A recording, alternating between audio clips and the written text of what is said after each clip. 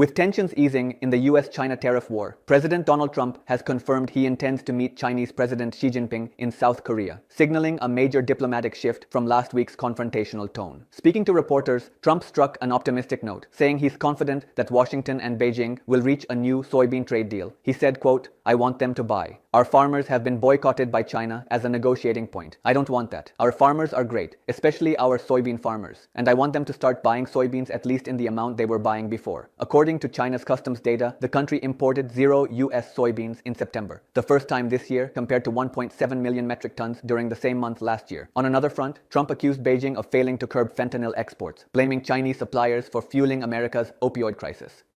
These remarks come just ahead of new US-China trade talks scheduled later this week in Malaysia, confirmed by Treasury Secretary Scott Bessent after a virtual call with Chinese Vice Premier He Feng. Beijing described the call as a constructive exchange of views, but friction remains high. Last week, China imposed new export controls on rare earth minerals, critical to global tech and defense industries. In response, Trump threatened another wave of sweeping tariffs set to take effect on November 1st. The World Trade Organization has warned both sides to exercise restraint, saying a prolonged standoff could shave up to 7% off global economic output.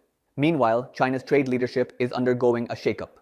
President Xi Jinping has removed top negotiator Li Changgang from his post as the country's permanent representative to the WTO, part of a broader diplomatic reshuffle.